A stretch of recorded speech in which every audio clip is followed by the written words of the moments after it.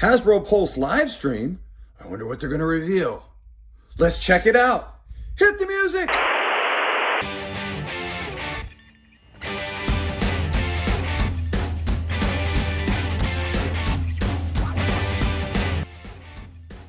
What's up, Toy Raiders? Jimbo Fett here, and I want to talk about all the super cool reveals in today's Hasbro Pulse live stream. They posted on social media last night that they were going to be streaming today, and when you know it, I actually had the day off from work, so I got to watch all this unfold live and then drool afterwards, right? So they started the live stream discussing the previous HasLab, of course, the Ghost. That thing is absolutely incredible. Super huge, man. Super huge. I'm still thinking about trying to get my hands on one in the aftermarket. I'd love to have those tier unlocked figures too, but I might just have to settle for the ship itself. That would run me about $300 or $400 on the aftermarket. The figures alone are going almost up to $200 just for those 5 figures. Anyway, I'd love to get my hands on one of these things because it looks absolutely stunning. And they said pretty much if you ordered one of them, it's either on your doorstep and in your hands right now, or it should be showing up any minute now. So that was really sweet. And then they moved on, of course, to discussing the next big HasLab, the Cantina. That's right, the Mos Eisley Cantina. Man, it's really motivating and inspiring me to sell off a bunch of the excess stuff I've got, like retired Legos and all those other kind of things. Get them out of the way, make some room, and bring in some funds to try to get my hands on one of these boogers. Today, they didn't have any live shots of the actual playset itself, but they did have the first paint ups of the figures.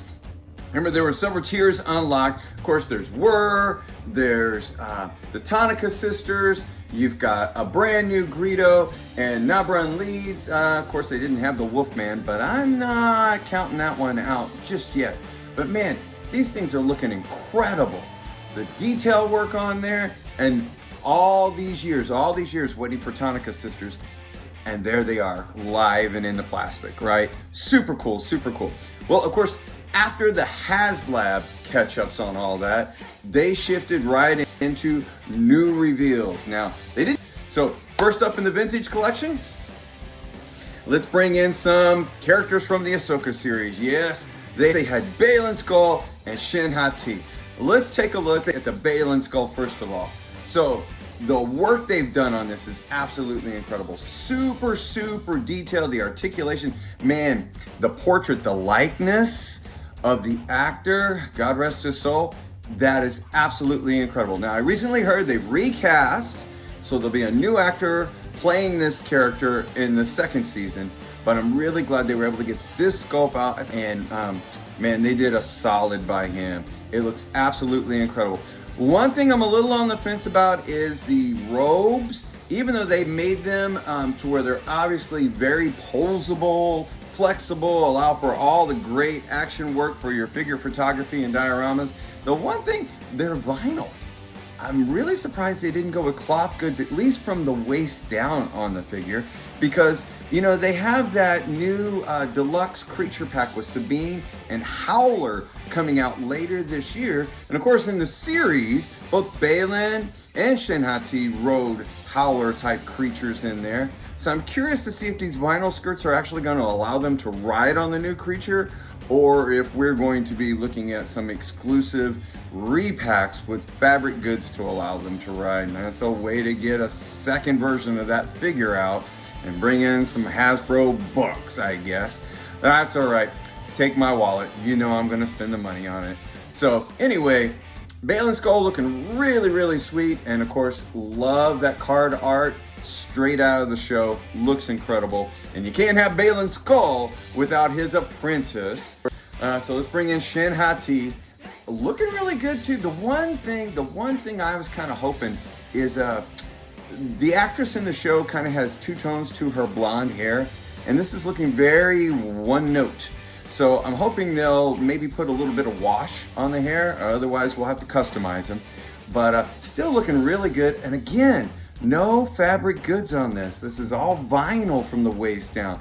But obviously they can get it in some pretty incredible poses. So it's gonna work out great for dioramas, for figure photography, and seeing the two of them together, Dude, that is an amazing likeness for 3 3/4 scale.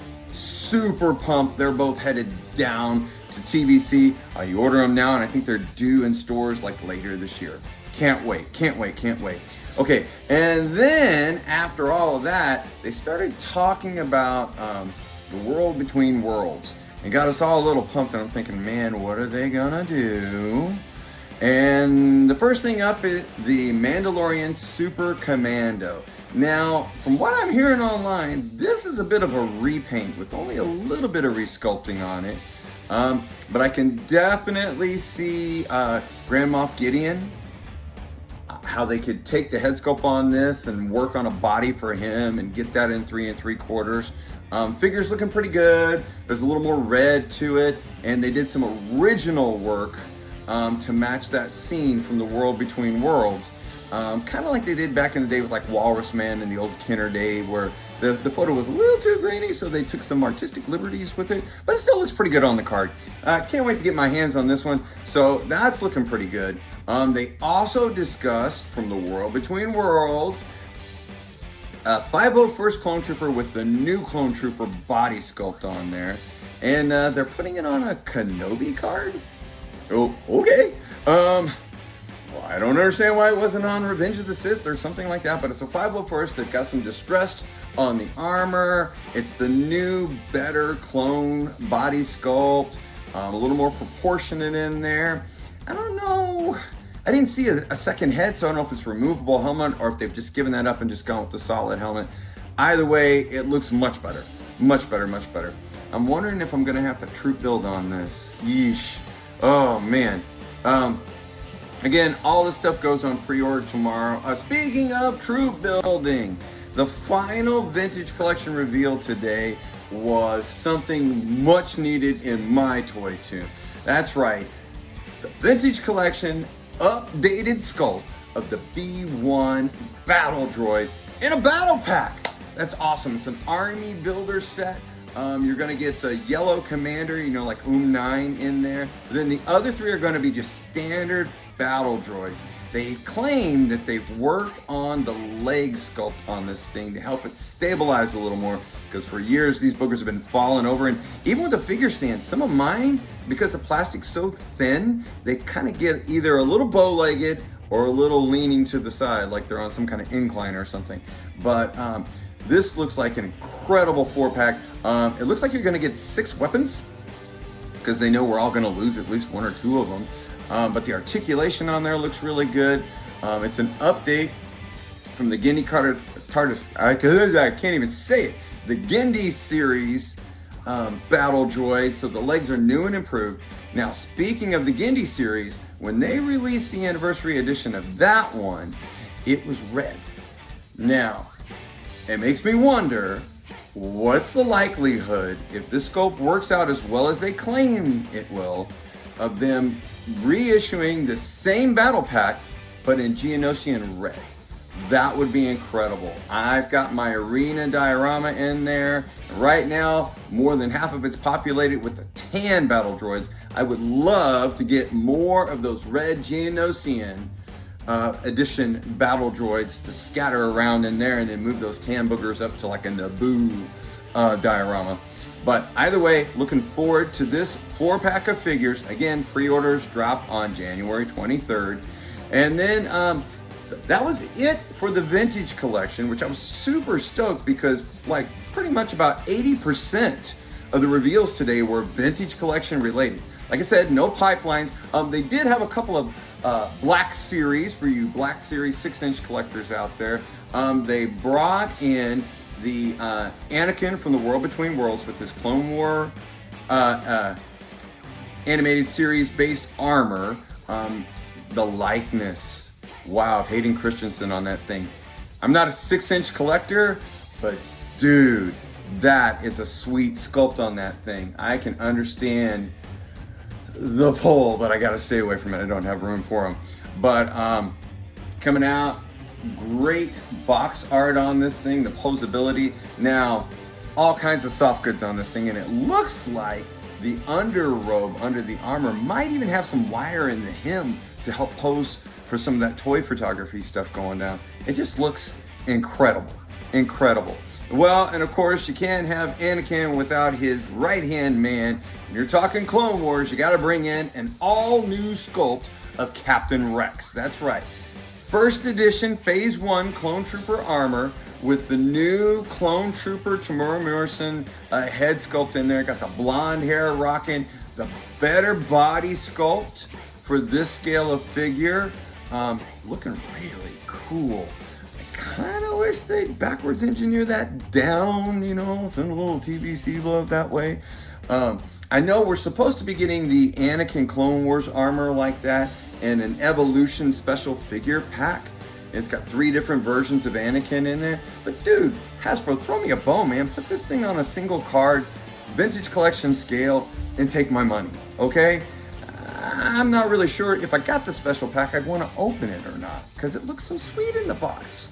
Anyway, those are a bunch of the reveals they've had going on today. So I got a question for you guys. Okay, are you sold out on nothing but vintage collection?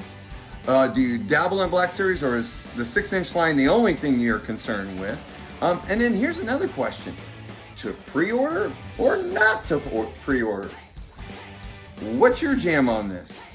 I've never really pre-ordered any of this stuff because I live for the thrill of the hunt. You know, those store runs out there trying to find it. A lot of times, what I've heard in the past, even the pre-orders, they get backlogged and GameStop ends up with some of the stuff on the shelves before the people who pre-ordered it months ahead of time get their hands on it. So what's your deal with this? Are you gonna pre-order all these or pick and choose?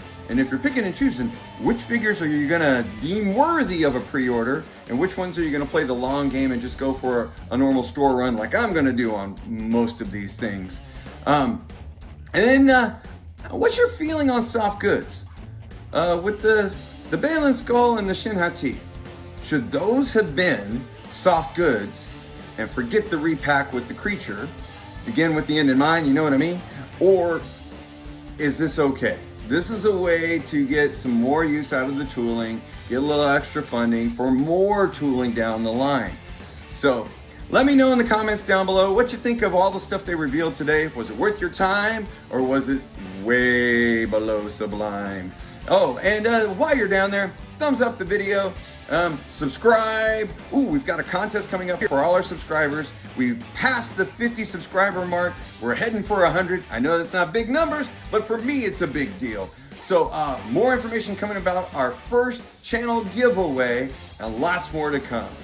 So whether you're drooling online for fun or out on an old store run, may the toys be with you.